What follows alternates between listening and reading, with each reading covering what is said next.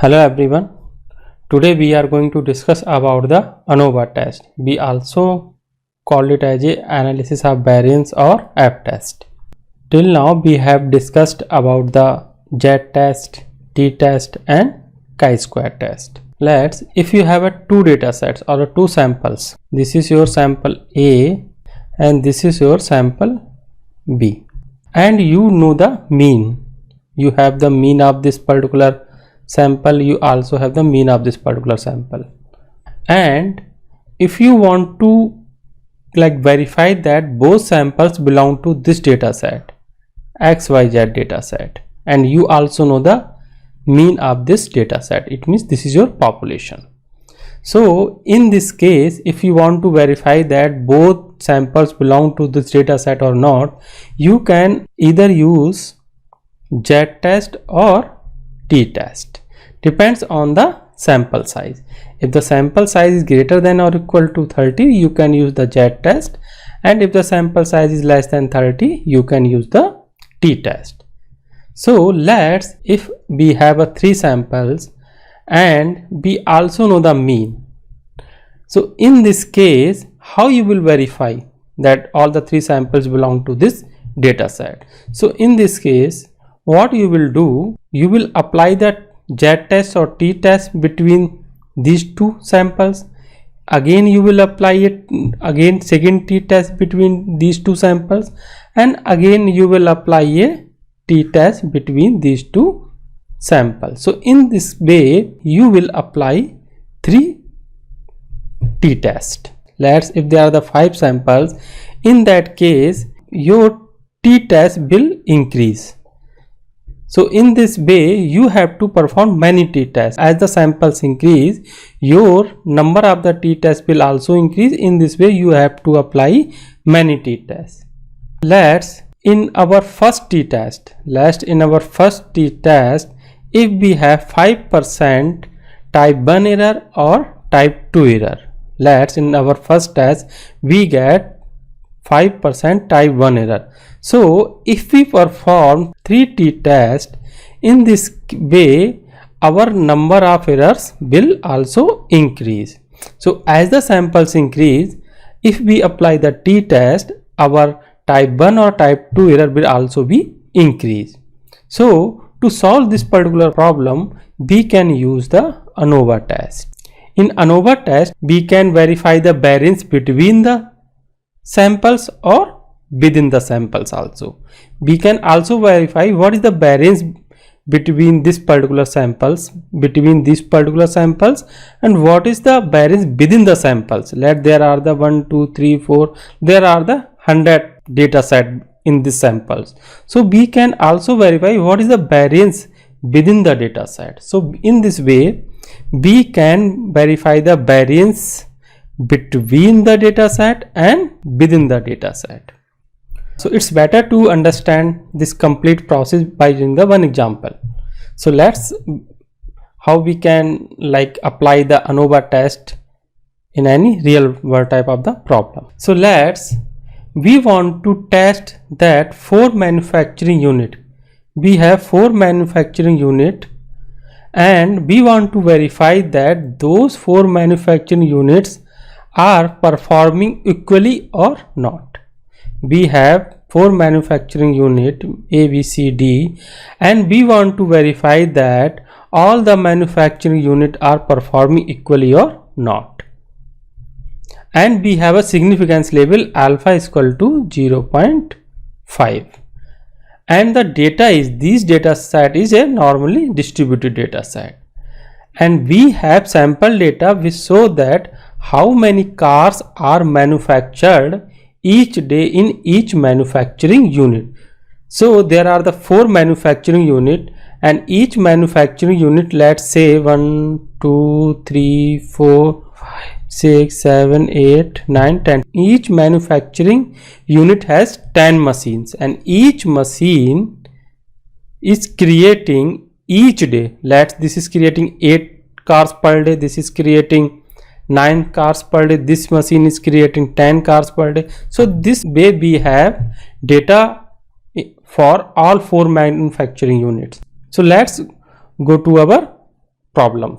So let's understand the ANOVA test by using the one example here. This data set we have for all 4 manufacturing unit. This particular machine manufacture 9 cars per day in unit 1, and the second machine manufacture 8 cars per day in unit 1. The same way we have this particular data set of all 4 units.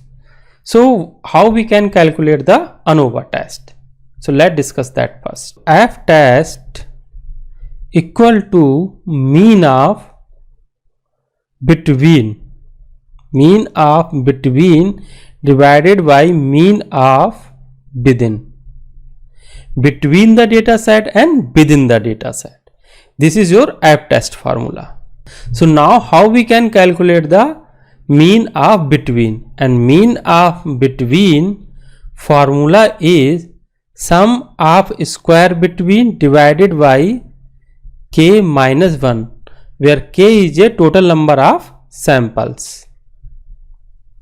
Total number of samples. So now we have to calculate the first SSB, then we will apply the value in this formula. After that we will get the mean of between the data set. So how we can calculate the SSB? So SSB formula is that summation of I is equal to 1 to k. K is your number of samples and Ni is your number of data set in each samples. Number of data set in each samples. Xi is your mean of sample and Xj is your grand mean. So now calculate the SSB first. So SSB. So first, before that we need to calculate the mean of samples.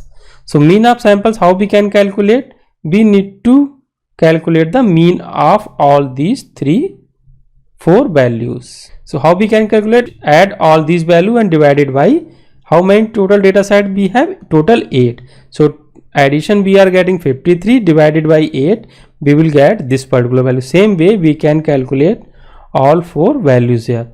And how we can calculate the grand mean? Grand mean we can calculate the addition of all the mean value divided by number of total means.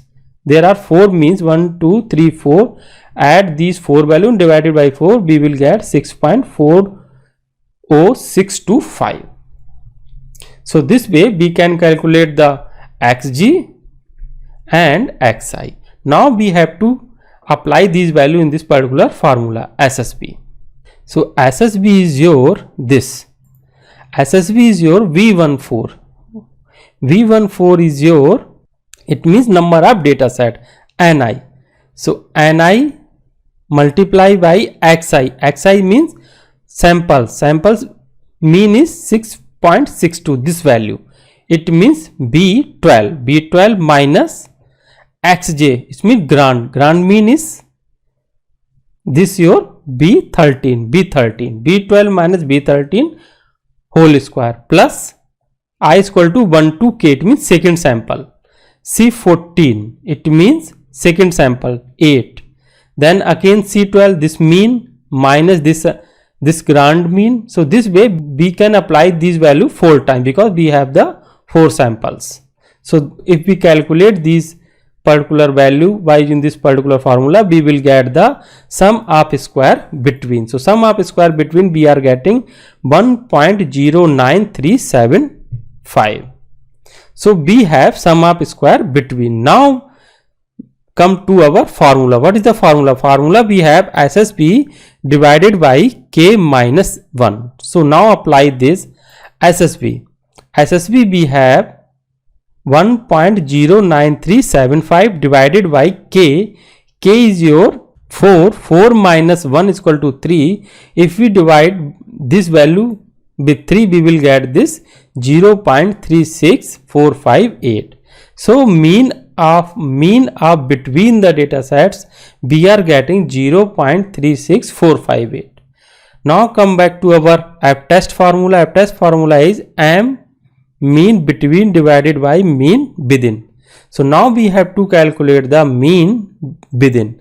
So what is the formula of mean within? Mean within is this. Mean within would be equal to SSW divided by DF. SSW is your sum of square within divided by degree of freedom. Sum of square within divided by degree of freedom is total data sets of all the samples minus number of samples n. So let's calculate the first SSW, sum of square within. Sum of square within formula is xi minus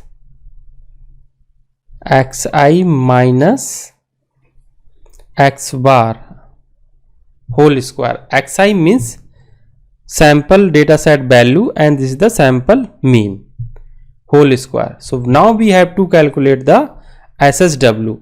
So to calculate the SSW, first we need to calculate the xi minus x bar.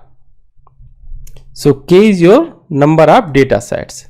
Let's how we can calculate. Here you can see that xi means data set minus mean value, this one. Data set unit 1, it means this data set minus mean whole square. Okay, for each data set, I is equal to 1 to k for each data set. So how we can calculate? We can calculate this way, this 9 minus 6.625 then whole square. Okay, so this way we can calculate this complete value for each data set. And again for this unit 2, 6, how we can calculate? 6 minus mean 6.5, so we will get 0.5 whole square, 0.5 whole square equal to 0.25. So this way 8 minus 6.05, then 8 minus 6.05 is 1.5 is whole square 2.25. So we can calculate for each data sets for unit 3 and unit 4. So we will get these particular 4 value. After that we will add all these value. We will add all these value. We will get this 13.875. If we will add these value, we will get this, and same way we will get these and these value. So we have calculated xi minus x bar whole square for all data sets, and we have also added. So now add all these value for all 4 samples. So if we add all these value, we will get the sum of square within. So sum of square within equal to, if we add all these 4 value, we will get 70.625. So now we have two value, SSW and SSB. So now we have to calculate the mean of between. So now we have to calculate the mean of within. How we can calculate the mean of within? Mean of within we can calculate SSW divided by degree of freedom. So SSW we have calculated 70.625. 70.625 divided by 70.625 divided by total data set we have 8884 samples. It means 32 minus number of samples we have 4, so we have 28. So 70.625 divided by 28, we will get 2.52. So now we have these two values, mean within and mean between. So now we can calculate the F test value. What is the F test value? F test value will be equal to mean between divided by mean within. If we divide this value by mean within, we will get 0.14454. So this way we get the F test value. And what is the significance level?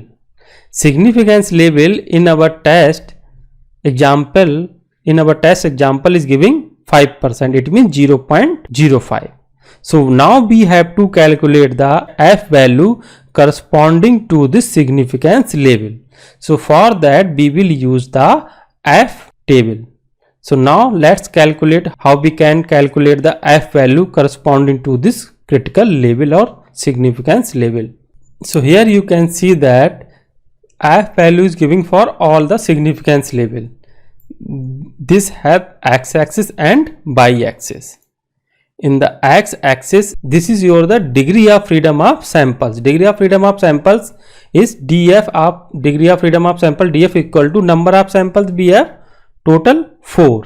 So degree of freedom of samples is 4 minus 1 is equal to 3. So in our case we have to check this 3 value, and in the y-axis it is giving the degree of freedom of total number of data sets. We have total number of data sets is giving the 32. So 32 minus number of samples is 4. So our degree of freedom of data set would be 32 minus 4 equal to 28. So we have to check the 28 value corresponding to this 3 value. So let's calculate 3. This is your 3 and we have to calculate the 28.